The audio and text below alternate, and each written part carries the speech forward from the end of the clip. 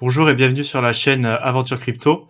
Aujourd'hui, on est avec Thibaut de la chaîne Éternel Étudiant pour aborder un sujet pas forcément très connu. Et c'est au final sur le thème de l'investissement où on entend souvent sur les chaînes de finances personnelles ou d'investissement un peu plus spécialisées, où on entend souvent, voilà, faites vos propres recherches, donc do your own research en anglais avec les sigles, voilà, où tout le monde se dédouane et nous aussi on vous incite au final à faire vos propres recherches, mais c'est Mmh. plus pour prendre un petit peu le contre-pied de ça et de voilà d'évoquer le thème qu'au final faire ses propres recherches quand on est un investisseur entre guillemets particulier, amateur avec des moyens qui sont quand même limités par rapport à des investisseurs professionnels pour le coup, un peu le fait que c'est quand même assez compliqué d'obtenir des informations qui sont vraiment, voilà, qui font la différence par rapport au gros de la masse et d'avoir, voilà, une particularité qui fait qu'on aura des résultats un peu meilleurs ou voilà, au-dessus de la moyenne, sachant que la plupart des gens, dans le cadre de l'investissement des crypto-monnaies, perdent de l'argent tout simplement parce qu'ils sont pas assez formés ou qu'ils suivent la masse et voilà, comme on le sait, le résultat de la plupart des gens, c'est de perdre de l'argent. Donc du coup, je sais pas ce que tu en penses Thibaut par rapport à ça, le fait de voilà, qu'on nous conseille souvent, de faire nos propres recherches, mais aussi, de l'autre côté que c'est difficile de mener à bien, quelque chose de vraiment, voilà, de vraiment qualitatif pour réussir, quoi. Ouais, je suis d'accord avec ce que tu dis. Alors là, ça va être un sujet qui va être assez complexe à traiter, mais la question à se poser, c'est jusqu'où, en fait, on pose le delta au niveau des connaissances qu'on doit avoir pour pouvoir commencer à faire nos premiers investissements. Hem, ce ce qu'il faut savoir, c'est que, comme tu l'as évoqué tout à l'heure, quand on investit, par exemple, dans le marché, traditionnel, si on veut faire, du stock picking, donc on va choisir, une entreprise en particulier dans lequel on va décider d'investir. Là, on va être en compétition directe avec des personnes pour qui c'est le métier, qui investissent des centaines de millions de dollars chaque année dans certains services, qui vont faire les recherches pour elles. Donc des grandes banques comme, Goldman Sachs, JP Morgan et cetera. Ils ont des services, spécifiques qui vont analyser fondamentalement les entreprises et cetera. Donc c'est sûr que derrière, vous, en tant que particulier, si vous souhaitez faire du stock picking mieux que ce genre de boîte-là, ça va être presque impossible de le faire. Il y en a qui arrivent, mais souvent ça reste un coup de chance. Et puis c'est compliqué de répéter en fait cette expérience-là sur plusieurs entreprises et surtout sur plusieurs années. Par contre, je pense que ce qui est faux, c'est de penser que vu qu'on est un particulier, ça sert à rien d'investir parce que bah, finalement, en fait, on sera jamais des professionnels, on n'a pas fait d'études dans la finance ou même dans les crypto-monnaies, et du coup, ça vaut pas le coup d'investir. On n'a pas les connaissances nécessaires et on les aura sans doute jamais. C'est là où je suis pas forcément d'accord, parce que par exemple, dans la finance traditionnelle, il y a tout un tas d'outils qui existent, comme les ETF, donc qui s'appellent les Exchange Traded Funds, donc ce qu'on appelle aussi des trackers. Et c'est un instrument financier qui vont répliquer les performances de certains indices. Donc, par exemple, le S&P 500, c'est les 500 plus grosses entreprises américaines. Et donc, on a la possibilité aujourd'hui d'avoir des trackers, donc un instrument financier qui va répliquer les performances du S&P 500. On n'est plus obligé d'acheter individuellement chacune des entreprises. On peut investir dans tout un tas de secteurs différents. Là, j'ai parlé du S&P 500, mais pour les ETF, c'est quand même très large. On peut investir dans des entreprises qui sont uniquement dans le développement durable. On peut aller dans l'intelligence artificielle, la robotique. Enfin, il y a des milliers et des milliers aujourd'hui d'ETF.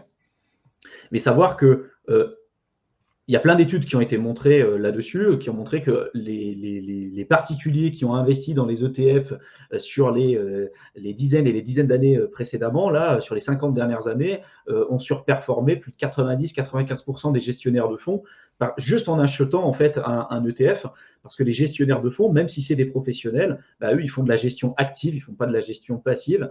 Et la gestion active, donc ça implique aussi des erreurs humaines, des erreurs de jugement, des biais cognitifs aussi importants. L'être humain, il est soumis beaucoup enfin, énormément de biais cognitifs. Et même Warren Buffett le disait, hein, il connaît très bien avec son, son acolyte Charlie Munger, ils connaissent tous les deux très très bien les biais cognitifs. Et même eux, ils expliquent à plusieurs reprises qui tombent souvent dans ces travers des biais cognitifs parce que c'est ce qui fait notre nature humaine profonde. Et donc, nous, en investissant sur ce genre d'outils, ça peut permettre d'éviter tous ces biais cognitifs, ça peut permettre d'éviter toutes les erreurs aussi qu'on peut faire. Et historiquement parlant, ça a permis d'avoir des performances qui étaient quand même plutôt intéressantes et souvent bien plus importantes que certains gestionnaires de fonds et certains professionnels. Il n'y a qu'à voir aussi, quand vous recherchez des informations sur l'investissement, souvent les gens, ce qu'ils vont faire, c'est qu'ils vont aller voir leur banquier. Et voilà, si vous voulez atteindre la liberté financière, l'indépendance financière et que vous demandez à votre banquier comment vous pouvez faire pour gagner de l'argent, je suis désolé de dire ça comme ça s'il y a des banquiers qui nous regardent, mais cette personne est encore salariée, cette personne, à mon avis, n'a pas plus d'argent que vous. Et donc, comment vous voulez que cette personne-là vous conseille correctement pour atteindre vos objectifs spécifiques et personnels? C'est pour ça que dans ce contexte de faire ses propres recherches, c'est plus de comprendre qui on est, de comprendre ce qu'on souhaite faire, notre profil de risque et de voir où est-ce qu'on souhaite mettre la barrière. Et je pense que comme aujourd'hui, on n'a pas besoin de savoir comment fonctionne le métro pour pouvoir utiliser le métro, je pense qu'on n'a pas besoin de savoir tout ce qui existe sur la finance traditionnelle et tout ce qui existe dans les crypto-monnaies pour pouvoir investir. C'est sûr qu'il y a des connaissances à avoir, c'est sûr qu'il ne faut pas faire n'importe quoi, mais voilà, chacun peut y aller petit à petit et je pense qu'il y a des outils aujourd'hui qui sont et la connaissance aujourd'hui et les outils sont suffisamment présents sur Internet pour pouvoir accentuer nos connaissances et arriver à l'état qu'on souhaite avoir, quoi. Tout à fait, ouais, c'est pour rebondir un peu sur ce que tu as dit, pour finir un peu sur la partie action et passer par la suite sur la partie un peu plus crypto. Voilà, il faut bien tenir en compte que tous les investisseurs professionnels, voilà, ils se trompent et ils se trompent régulièrement. Il faut juste qu'ils arrivent pour être rentables d'avoir raison plus souvent que ce qu'ils ont tort, mais ils se trompent et ils ont à leur disposition des moyens bien supérieurs à ce qu'on pourra jamais avoir comme investisseur particulier. Ils ont vraiment des divisions entières de personnes spécialisées, voilà, en comptabilité, dans l'industrie ou la technologie. Où ils souhaitent investir, qui font des recherches, voilà, sur les backgrounds des boîtes, enfin, il y a vraiment beaucoup de checks où ils font des rapports en interne voilà, pour prendre des décisions d'investissement, voilà, avec une stratégie vraiment long terme qu'ils essaient de respecter, avec des critères qui ont été définis et tout ça en interne. Et voilà, c'est pour rebondir sur, voilà, sur comment trouver les bonnes infos. Vous vous doutez bien que si vous vous abonnez, voilà, si vous suivez exactement tous les mêmes, enfin les médias numériques ou les journaux que tout le monde suit, ou même que vous vous abonnez à des listes de diffusion, même payantes, mais pour pas forcément une grosse somme d'argent. Au final, vous rentrez dans la moyenne des gens parce que vous avez accès aux mêmes informations et vous avez un petit peu le même prisme de lecture de ces informations. Donc, du coup, vous allez avoir la même attitude et vous allez faire exactement comme la moyenne des gens. Et du coup, ben, si la moyenne se trompe ou fait un résultat en dessous de ce qui aurait pu être fait en agissant autrement, au final, vous n'allez pas surperformer, vous êtes dans la moyenne. Donc, il faut aussi, voilà, se dire que ça va pas être si simple que ça de surperformer le marché et de surperformer les autres investisseurs à chaque fois, et qu'il faut bien, voilà, comme tu l'as dit, comprendre qui l'on est, son profil de risque, et aussi surtout les fondamentaux voilà, de l'investissement, se rendre compte que plus longtemps on est dans le marché, il vaut mieux être plus longtemps dans le marché que d'essayer de battre le marché. Et donc tout ça, voilà, c'est plus que d'aller chercher des connaissances particulières qui vont permettre d'avoir un delta plus important. Mais ça, je pense que c'est possible, mais pour des gens qui ont beaucoup de temps et qui ont une grosse capacité, voilà, qui peuvent aller chercher vraiment ces connaissances spécifiques pour surperformer, pour faire des gros coups. Au final, moi de mon côté, ce que je fais après, peut-être tu pourrais nous dire ce que tu fais toi, mais c'est vraiment, voilà, essayer de comprendre le maximum le secteur dans lequel j'investis, donc plus particulièrement le secteur des crypto-monnaies, comprendre, voilà, la technologie, comment ça fonctionne, et voilà, essayer de me positionner surtout sur le long terme, essayer, voilà, de comprendre un peu les cycles, voilà, ce que je peux attendre de résultats, en sachant que il y a de grandes chances que je sois plus ou moins dans la moyenne sur le long terme, encore une fois, et voilà, en ayant bien conscience que je vais pas devenir millionnaire du jour au lendemain en investissant une très petite somme d'argent sur une crypto-monnaie, voilà, très peu connue, où voilà, on promet mon émerveil, on va devenir millionnaire du jour au lendemain. Voilà, il faut bien intérioriser que c'est possible, mais il y a 98% de chances que ça ne marche pas, et au final de perdre de l'argent. Et voilà, intérioriser le fait que voilà, il faut avoir le plus de connaissances possible, se positionner sur un horizon un peu plus long terme, et voilà, et espérer être dans la moyenne, mais sur des actifs qui ont quand même une moyenne de rendement qui est bien supérieur à tout ce qu'on connaît dans les autres classes d'investissement. Donc, je sais pas Mmh. si tu veux Ouais, je suis d'accord commenter avec un. toi.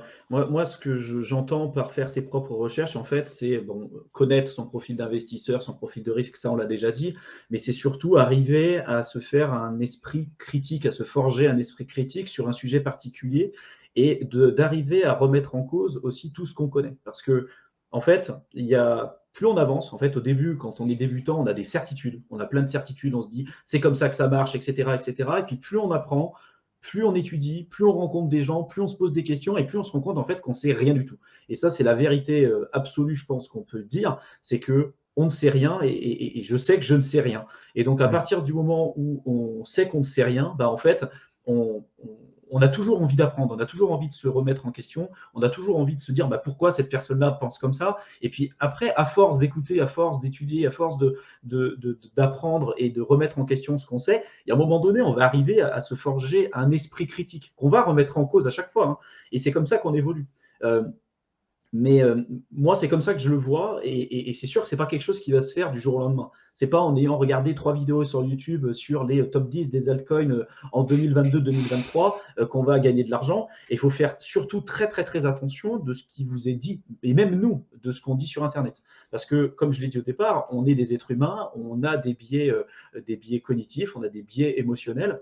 Même si on essaye de vous présenter les informations de la meilleure manière possible, on peut se tromper, on n'est absolument pas infaillible et on n'a absolument pas la science infuse.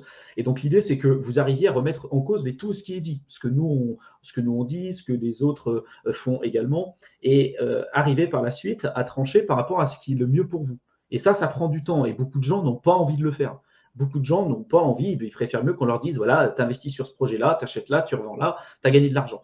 Mais malheureusement, c'est ce que 99% des gens font.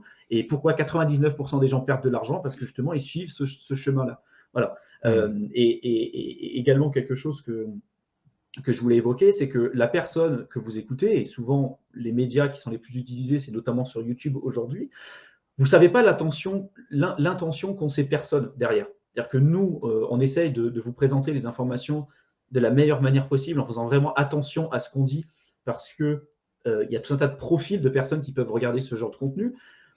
Mais derrière, vous avez des personnes qui vont, par exemple, des personnes très connues, hein, qui vont avoir figure d'autorité dans le domaine des cryptos ou peu importe, hein, je ne vais pas citer de nom, euh, qui sont quelquefois rémunérés, par exemple, pour vous parler d'un projet en particulier. Comment vous voulez derrière que la review sur ce projet-là, elle soit qualitative ou du moins qu'elle ne soit pas biaisée, Objectif, ouais. objective, si derrière vous avez été payé pour parler de ce projet-là. Euh, et beaucoup de gens, vu que c'est bien fait, vu que ces gens-là savent très bien parler, etc., ça va marcher, les gens vont aller dessus, et puis bah, souvent, ce n'est pas forcément des très bons investissements. Il peut y avoir des cas particuliers, mais voilà, il faut se poser la question de savoir pourquoi cette personne fait ça. Et puis derrière, vous n'avez pas besoin d'être un ingénieur en technologie blockchain ou un ingénieur en finance classique pour pouvoir investir. C'est sûr qu'aujourd'hui, la crypto, c'est beaucoup plus la jungle que dans la finance traditionnelle qui est là depuis maintenant beaucoup plus de temps. Mais voilà, pour moi, dans le côté faire ses propres recherches, c'est surtout arriver à se forger un esprit critique, de toujours garder l'esprit ouvert, de toujours se questionner, de ne pas considérer que la connaissance qu'on a aujourd'hui est immuable, que la vérité absolue n'existe pas, elle est que contextuelle, et que c'est comme ça qu'on arrivera à avancer et sans doute pour vous à atteindre vos objectifs financiers ou personnels. Oui, tout à fait d'accord, et juste pour, peut-être pour finir, j'avais un petit point sur, ce que tu penses de ça au final, parce qu'on a dit, bon, consommer du contenu, ça peut être faut faire attention, mais moi, c'est quand même au final ce que je conseille entre guillemets, tout en développant cet aspect critique, au final, c'est d'aller voir des personnes que vous considérez ou voilà que vous savez, qu'il y a quand même des connaissances, plus importantes que vous-même dans certains domaines, que ce soit les crypto-monnaies ou autres d'ailleurs, et au final, d'aller chercher d'autres sources pour essayer de les mettre en parallèle, voir si ça colle. Parce qu'effectivement, écouter une seule personne qui vous vante les mérites d'un projet baser sa décision d'investir ou non uniquement sur voilà, cette personne-là, le retour, voilà, la critique qu'elle peut faire d'un projet, ben, évidemment, c'est jamais conseillé. Mais par contre, voilà, c'est en allant voir ce que d'autres personnes que vous considérez compétentes dans ce domaine ont à dire, voilà, justement euh,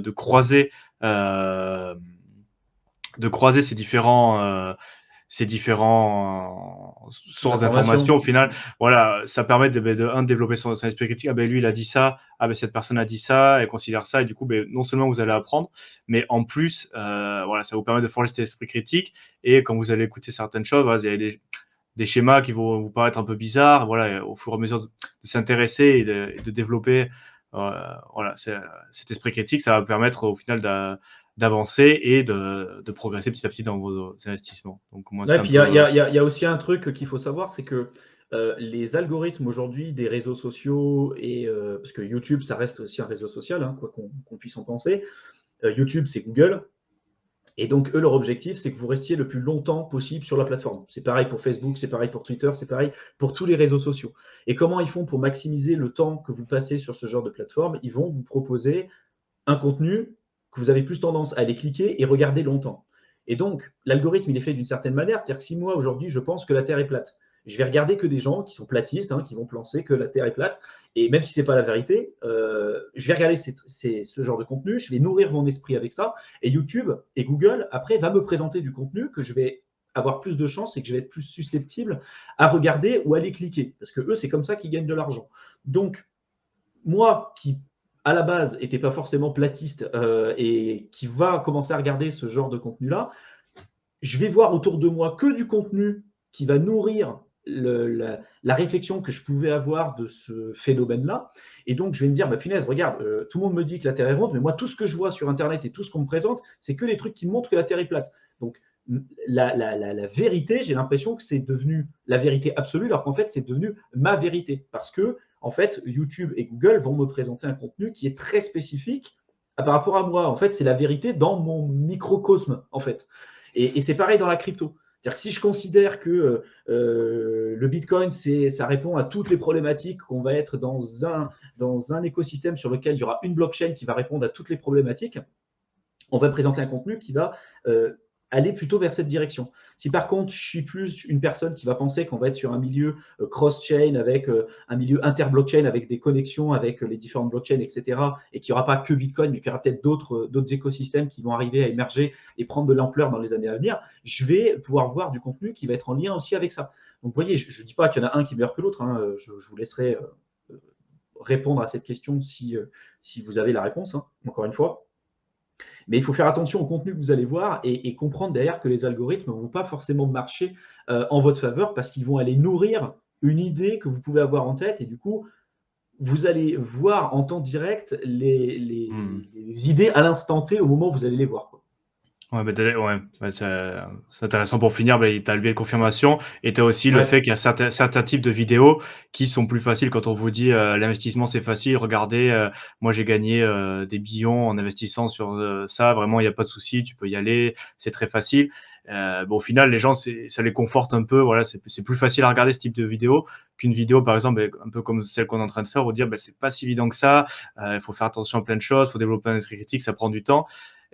C'est un contenu qui peut-être pour la plupart des gens qui est un peu plus difficile à entendre ou qui met voilà qui force à comprendre que ça va être pas si facile que ça et il va falloir travailler, voilà, donc du coup on a peut-être moins envie de regarder ce type de contenu qu'un contenu où on nous dit ça va être facile, voilà, où c'est plus voilà, où c'est plus facile à entendre, on va dire. Et du coup, voilà, il y a aussi ce côté biais de confirmation. On va nous montrer que ce qu'on veut voir, mais en plus l'algorithme qui push des contenus qui sont plus faciles à regarder. Donc ça fait un mélange des deux qui au final joue pas forcément en notre faveur, comme tu peux dire Thibaut. Ouais, Du coup, exactement. Hmm. Et du coup, en parlant de diversité de contenu, pour finir un peu, si tu veux nous te présenter un peu plus, dire un peu ce que tu fais toi de ton côté. Oui, Voilà. bah, moi, pour tous ceux qui veulent voir le contenu que je peux présenter, parce que j'ai également aussi une chaîne YouTube, elle s'appelle Éternel étudiant. Donc voilà, je parle de tout ce qui est business en ligne, investissement, finances personnelles, etc., etc. Donc pour tous ceux que ça intéresse, voilà, n'hésitez pas à aller y jeter un coup d'œil. Je pense que tu mettras le lien dans la barre d'infos. Tout à fait, ouais, je vous mettrai les liens dans la description pour si vous voulez voilà, aller jeter un coup d'œil. Et voilà, et n'oubliez pas d'aller voilà, voir d'autres chaînes, d'autres contenus pour développer l'esprit critique qu'on a parlé. Et sur ces mots de la fin, je vous laisse et on se retrouve dans une prochaine vidéo. Merci, au Salut revoir. à tous.